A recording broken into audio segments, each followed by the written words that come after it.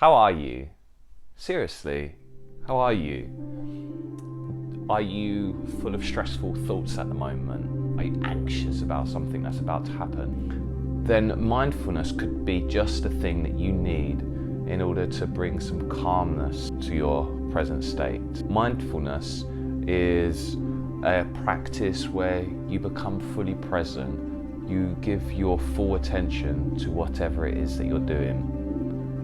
It's about taking our mind from our fears about the future, our worries, our fretting about the past, and becoming fully present in this moment.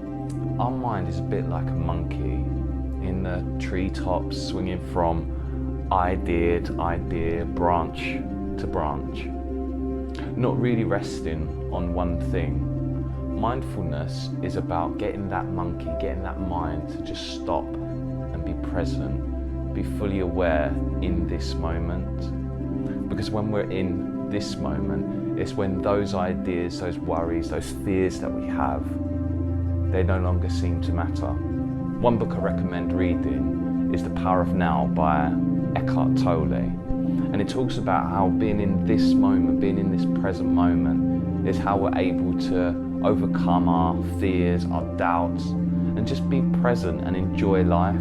Before I started meditating, I used to ruminate and stress about a lot of things. And when I used to meet people, I spent so long worrying about what they thought of me, that it stopped me actually enjoying the experience. And then I discovered meditation, and those fears, those doubts, I got over. Now there are loads of benefits to meditation. It's able to boost your immunity. When you're stressed, you're sending a signal to the rest of your body that there is an external threat that you need to defeat. And so your body goes into hyperdrive, trying to resist and overcome this external threat. And because of that, it puts less resources into fighting the internal threats, like viruses and bacteria, which is a particular problem right now in the times that we live. And if we're able to manage those external threats and not succumb to their pressure and not be reactive, then we're better able to deal with the internal threats to our body. When you're fully present in the moment and you practice that skill, you'll find that you're able to use your mind more effectively, and it can improve your working memory. It can improve your sleep. If you find yourself waking up in the middle of the night because of stress, meditation can help. And it's one of the things I actually use to help me go to sleep sometimes. It can lower your blood pressure because stress has been shown to elevate your blood pressure. Anxiety elevates your blood pressure. Overcoming those can help to bring your blood pressure back down to a good level, a level that's good for your heart and good for you. It can increase our empathy and our connection with other people. If you find yourself disconnected sometimes, that might be because actually when you're having those conversations, you are stuck inside your head and not finding that intimate bond with the person that you're speaking with. The meditation will help you to become fully connected to what the other person is saying. There are 3 core principles of meditation, and they are the technique, the habit, and the application. Firstly, the technique. Meditation and mindfulness can be done in many different ways. It's about just bringing yourself present to that moment, and the most common form is the one where you would close your eyes and focus on your breathing for about 10 minutes. And you'll find that when you're doing that, you're training your mind outside of those 10 minutes to being mindful in every situation, to be fully aware of what's going on. The other key element of meditation and mindfulness is habit. It's not enough to just do it one time and expect to be a Zen Buddhist master. You wouldn't go to the gym once and expect a six-pack. You wouldn't eat a healthy diet for one day and expect to overcome diabetes or lose weight. To do those things, it's about habit. And it's the same with meditation. It's about habit. It's about doing it regularly. And the last of these is application. So you've been practicing meditation and you've practiced focusing on your breathing, and you have been doing it every single day. Well, now it's the chance to bring it into your life. How are you going to apply that skill?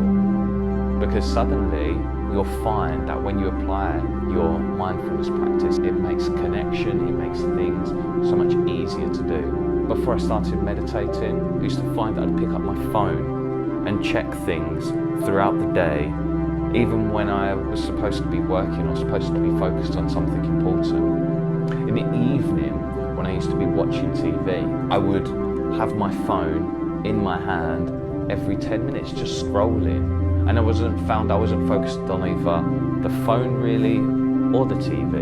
And these phones, the phone that you're possibly watching this with, they're powerful tools, but they also do not help us with our ability to focus and concentrate. And actually, they're the antithesis of mindfulness. Your phone is the antithesis of mindfulness. Your body is obviously present right now, but how about your mind? Do you live in your head through the day? If you were to walk from your home to the station, would you be thinking about work that day, feeding the children, your next holiday? Or do you notice the beautiful bird song, the green trees? Do you notice the wind in your hair? To be present in the moment is to be aware of those things. You don't need to focus on them all, but it's just to focus on one or two of those things. When I'm being mindful on a walk, I might feel the soles of my feet. There are billions of things to pay attention to. Right now you could be thinking about the air in your lungs, you could be thinking about the way you're sitting, your posture, the air on your face, the sounds that you might hear other than my voice. Now, you can only pay attention to one or two of those things. You can't pay attention to them all. There are too many things going on to pay attention to them all. All of the colours that might be in front of you right now, you can't pay attention to all of those things. Mindfulness is about training our mind to pay attention just to the one thing, to focus on the one thing. And it's about filling our mind, being fully present of that one thing.